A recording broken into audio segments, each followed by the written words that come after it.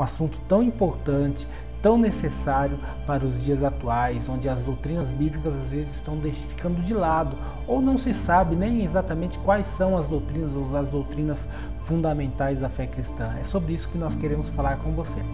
Os 5 fundamentos da fé cristã.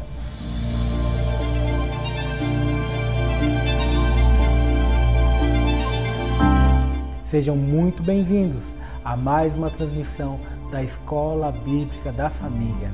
Meu nome é Adalberto Campos, eu sou um dos pastores aqui da família Barueri e quero lhe convidar a continuar conosco para que você possa ser edificado pela palavra do Senhor. Olá, meus irmãos, olá, minhas irmãs, a graça e a paz de Cristo Jesus possa ser sobre a sua vida, sobre a sua família. É uma grande bênção estar conectado, estar logado com você. Você está na Escola Bíblica da Família, apresentado pela família Barueri. A nossa oração é para que a palavra do Senhor encontre lugar no teu coração. Que o nome do Senhor seja glorificado através da sua vida. Por isso nós temos nos disposto aqui a ministrar a palavra do Senhor. Você já deve estar acompanhando conosco a nossa série de estudos sobre os 5 fundamentos da fé cristã. Se você ainda não é inscrito no canal da família Barueri, eu quero lhe convidar a se inscrever. Faça isso o quanto antes, faça isso agora. E se você ainda não acionou ali o sininho, já acione o sininho também para que você possa receber, logo que nós publicarmos nosso material, nosso conteúdo, você possa receber um alerta ali no seu celular. Isso é muito importante para nós, porque é uma forma de divulgarmos o trabalho. Se nós temos sido instrumento para abençoar a tua vida, para trazer edificação à sua vida, faça isso, vai ser muito útil para nós. O YouTube vai aumentar aí as nossas chances e condições de alcançarmos mais pessoas. Nós temos ministrado sobre os 5 fundamentos da fé cristã. Os 5 fundamentos da fé cristã foram desenvolvidos no final do século XVIII e início do século XIX, ali em 1895. Ele foi desenvolvido por um grupo chamado Movimento Fundamentalista.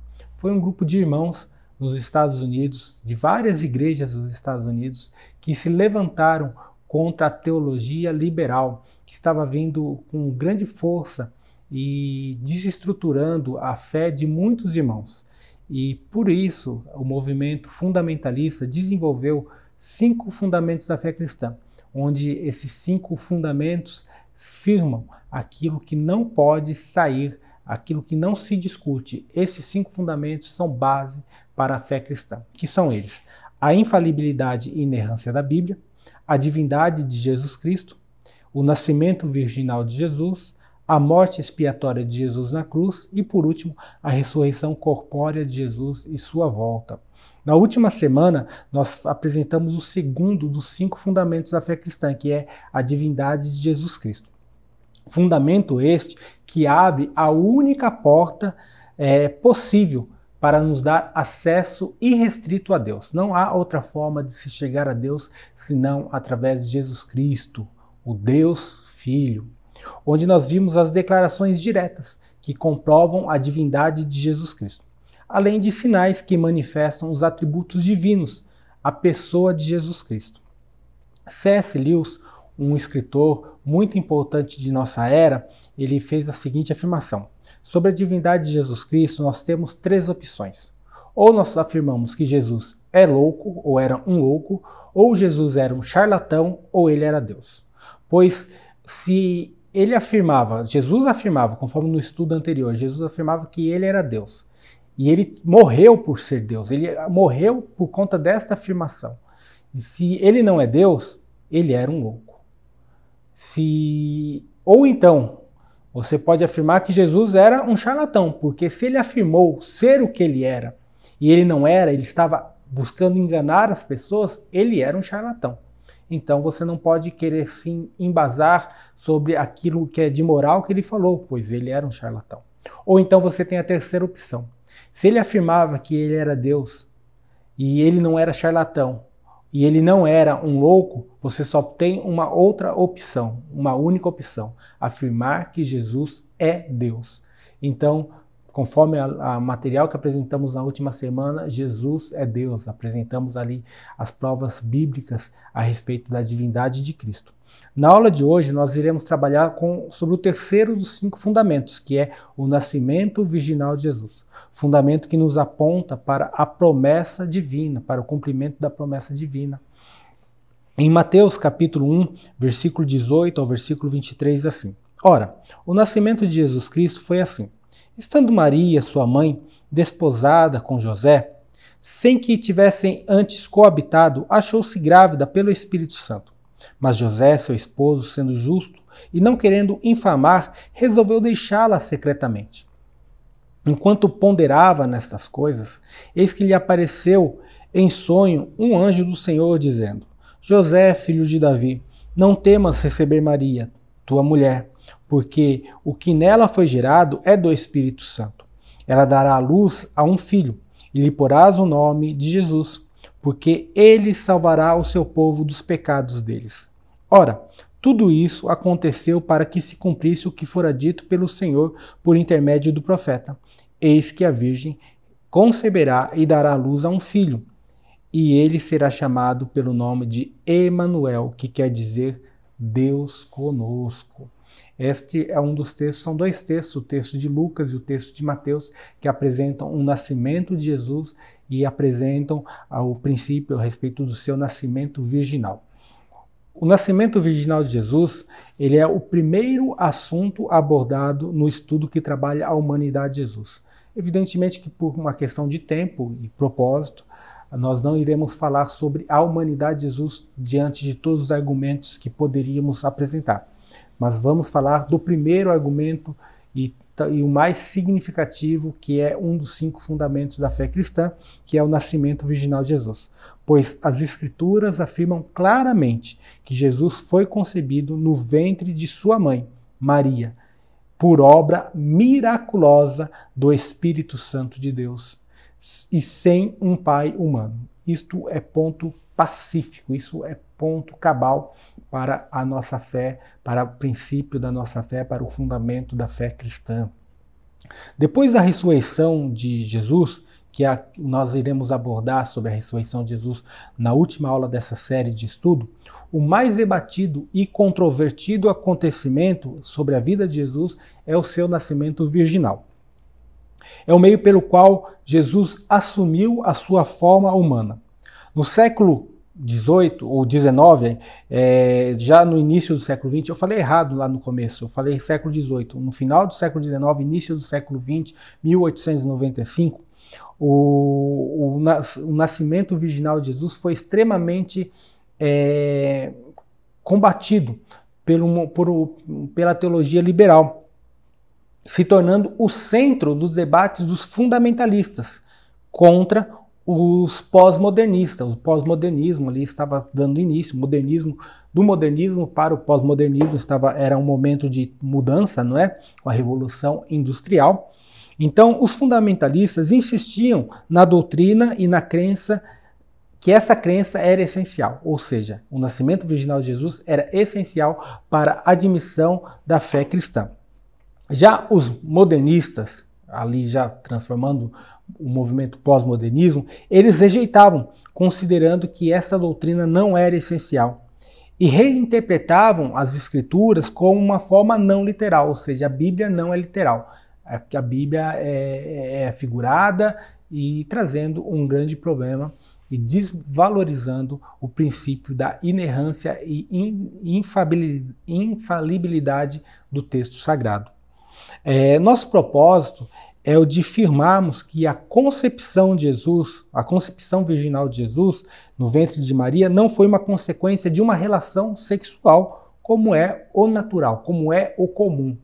Mas foi extraordinário, foi uma concepção extraordinária. Maria era virgem na época, Maria era virgem na época da sua concepção, e assim ela continuou até o nascimento de Jesus. Você pode observar no Evangelho de Mateus, no capítulo 1, versículo 25, que diz: Contudo, não a conheceu, falando de José. José não teve relações sexuais com Maria, enquanto ela não deu à luz a um filho, a quem pôs o nome de Jesus. Evidentemente, Jesus teve irmãos, Maria concebeu outros filhos, agora sim, através do seu relacionamento matrimonial com José. Maria engravidou por meio da influência sobrenatural do Espírito Santo sobre ela. Nós observamos no Evangelho de Mateus, capítulo 18 ao versículo 20, onde já lemos no começo, mas vale a pena lermos de novo, que diz: ora, o nascimento de Jesus foi assim. Estando Maria, sua mãe, desposada com José, sem que tivessem antes coabitado, achou-se grávida pelo Espírito Santo. Mas José, seu esposo, sendo justo e não querendo infamar, resolveu deixá-la secretamente. Enquanto ponderava nestas coisas, eis que lhe apareceu em sonho um anjo do Senhor, dizendo: José, filho de Davi, não temas receber Maria, tua mulher, porque o que nela foi gerado é do Espírito Santo. Então, o texto é muito claro a respeito da condição de Maria, de não ter tido relações sexuais com José, e o próprio intento de José de deixá-la ali, ele ponderava a respeito disso, mas por ser justo ele não queria infamar contra Maria, não queria deixá-la com uma má fama, ele preferia ir se retirando, e em sonho um anjo lhe aparece e lhe revela a respeito da concepção de Maria, o motivo da sua concepção, que era por meio do Espírito Santo, para se cumprir a palavra do Senhor. O anjo Gabriel, ao aparecer para Maria, disse a ela que ela teria um filho. E a pergunta de Maria foi a seguinte: como isto, pois não tenho relação com homem algum? Então ela mesma, quando o anjo, ali no Evangelho de Lucas, quando ele é apresentado, ela fala: mas eu não posso isso. E o anjo lhe deu a seguinte resposta, ali no capítulo 1, versículo 35. Descerá sobre ti o Espírito Santo, e o poder do Altíssimo te envolverá com a tua sombra. Por isso também o ente que há de nascer será chamado Filho de Deus. Então a Maria, ela questiona a respeito de como ela poderia gerar um filho, já que ela não havia tido relação com homem algum, e o anjo Gabriel ali fala: olha, o que está gerado em você, o que foi quem te gerou, o filho que está no teu ventre, é o próprio Espírito Santo, e ele será santo. Podemos destacar 3 fatos importantes concernentes ao nascimento virginal de Jesus. 3 fatos que nos apresentam, são muito claros a respeito de como é importante essa doutrina. Não é uma doutrina simplesmente para nós contarmos, não é uma historinha para nós apresentarmos no Natal, onde nós colocamos nossas crianças como se fossem um presépio humano. Não há problema nenhum, evidentemente, em fazer isso, mas é uma história real e muito séria e muito importante, conforme queremos destacar 3 importâncias. A primeira importância é que a salvação é uma obra divina. A salvação deve vir do Senhor. Conforme a sua promessa, lá em Gênesis capítulo 3, versículo 15, diz assim: porém inimizade entre ti e a mulher, entre a tua descendência e o seu descendente. Esse te ferirá a cabeça e tu lhe ferirás o calcanhar. É a promessa da semente da mulher, que acabaria por destruir a serpente. E Deus torna isso em realidade pelo seu poder e não por causa dos méritos humanos, mas sobretudo por causa do seu abundante poder sobre a vida de Maria. A doutrina do nascimento virginal de Jesus nos serve como um lembrete de que a salvação é uma obra exclusivamente divina, ou seja, ela é sobrenatural. Nós vemos no Evangelho de João, no capítulo 1, versículo 12 e 13, mas a todos quanto receberam, deu-lhes o poder de serem feitos filhos de Deus, a saber, aos que creem no seu nome, aos quais não nasceram do sangue, nem da vontade da carne, nem da vontade do homem, mas de Deus. Portanto, o nascimento virginal de Jesus, ele aponta para a impotência do homem para salvar a si mesmo, para encontrar a salvação. O primeiro passo para a salvação foi o nascimento virginal de Jesus, ou seja, o grande milagre do nascimento do nosso Senhor, o primeiro passo de Deus, de uma forma clara e evidente para a salvação que ele estaria entregando à humanidade. O nascimento virginal de Jesus é uma ação da graça divina.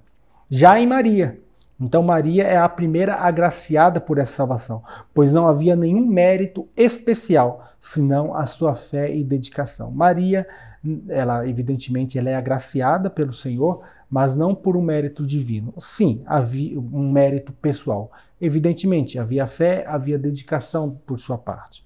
Nós vemos no versículo 38 do capítulo 1 de Lucas, que Maria diz: Então disse Maria, aqui está a serva do Senhor, que se cumpra em mim conforme a tua palavra. E o anjo se ausentou dela. Então Maria, ao receber o anúncio de que estava grávida pelo Espírito Santo, ela se colocou à disposição do serviço do Senhor. Ainda em seu belíssimo cântico, no capítulo 1 de Lucas, entre o versículo 46 e o 55, vou ler apenas alguns versículos aqui, diz assim: A minha alma engrandece ao Senhor, e o meu espírito se alegrou em Deus, meu Salvador, porque contemplou na humildade da sua serva, pois desde agora todas as gerações me considerarão bem-aventurado, porque o poderoso me fez grandes coisas. Santo é o seu nome. Um belíssimo cântico, o cântico de Maria, ali no capítulo 1, a partir do 46, nós vemos o cântico de Maria a respeito dessa intervenção divina sobre a sua vida. Portanto, primeira grande importância a respeito da concepção, do nascimento virginal de Jesus, é a respeito da salvação como uma obra divina, é o primeiro passo do Senhor. Segunda característica importante a respeito do nascimento virginal de Jesus é que é uma união plena entre a divindade e a humanidade. Na última semana nós falamos a respeito da divindade de Jesus Cristo. Hoje estamos falando da sua humanidade através do nascimento virginal de Jesus. Deus é homem, Deus e homem em uma só pessoa. Por meio do nascimento virginal, Deus enviou o seu Filho ao mundo. Nós vemos em João 3,16, porque Deus amou o mundo de tal maneira que deu o seu Filho unigênito, para que todo aquele que nele crê não pereça, mas tenha a vida eterna.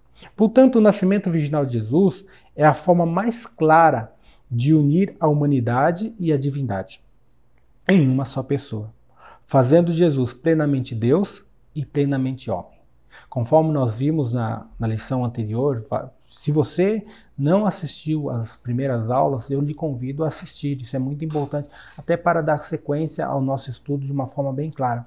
Na última aula nós falamos a respeito da divindade de Jesus. Jesus era 100% Deus. Nós vimos os textos bíblicos, nós vimos os atributos divinos que haviam em Jesus, então mostrando o seu caráter de Deus. E agora estamos falando que Jesus era plenamente homem, ou seja, ele nasceu de uma mulher, mostrando que Jesus era um homem extremamente incomum, ou seja, destacando-se por Deus e pelos homens. Ele era um homem natural, porque nasceu de uma mulher, no entanto, ele era um homem incomum, porque foi gerado pelo Espírito Santo de Deus. Então, a importância do nascimento virginal de Jesus é que nos apresenta a união divina com a humana. Algo seríssimo. Terceira característica que nos apresenta a importância do nascimento virginal de Jesus é que Cristo não tem herança no pecado. Todos os seres humanos herdam a culpa legal e a natureza moral corrompida pelo primeiro ancestral, Adão. Nós observamos no capítulo 5 de Romanos, no versículo 12, diz assim: Portanto, assim como por um só homem entrou o pecado no mundo, e pelo pecado a morte, assim também a morte passou a todos os homens, porque todos pecaram. Portanto, todos os homens herdaram a consequência do pecado e a morte. Então, todos os homens pecaram. Portanto, com o nascimento original de Jesus, Jesus não teve um pai humano. O que isso significa? Significa que a linha da descendência de Adão é parcialmente, preste atenção nisso, parcialmente interrompida, pois Jesus não descendeu de Adão de uma maneira exata como os demais seres humanos descendem de Adão. Com isso, a culpa legal e a corrupção moral que pertencem a todos os seres humanos não pertence a Cristo. Vou repetir mais uma vez esse item. Cristo não tem a herança do pecado. Essa é a importância do seu nascimento virginal. Porque Jesus ele descende de Adão sim, mas parcialmente.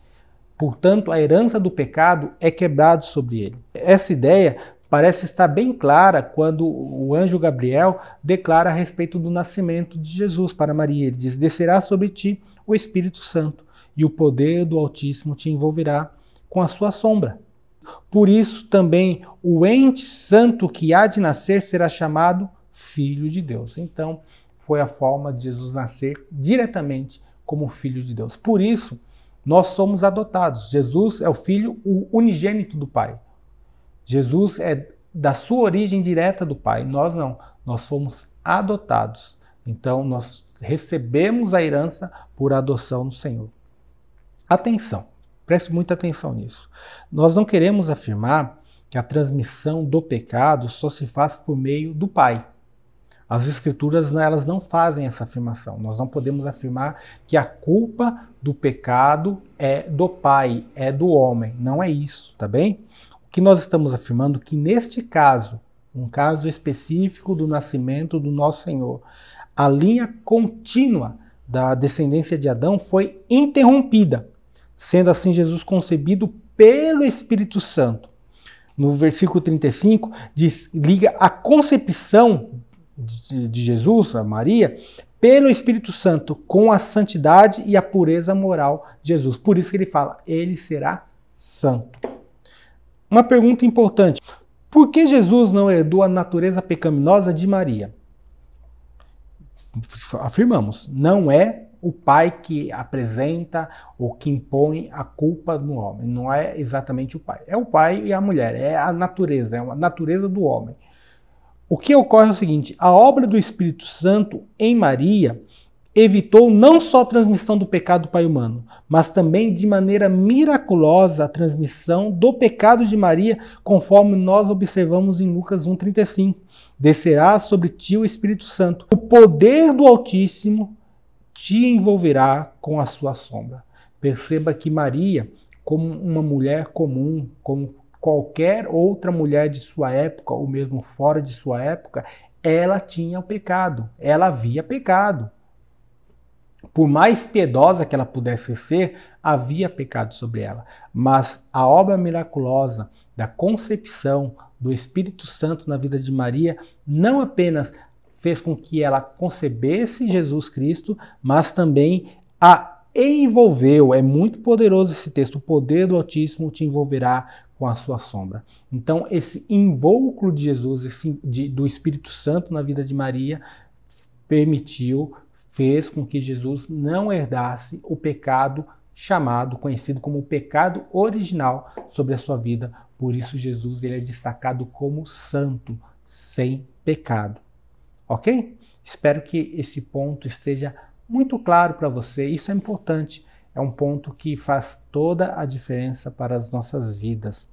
Queremos avançar para o final desse nosso tempo aqui com vocês. O fundamento do nascimento virginal ele é importante porque as Escrituras nos afirmam que ocorreu. Podemos até não discernir alguns aspectos doutrinários. No entanto, nós devemos crer simplesmente porque as Escrituras afirmam. Lembram?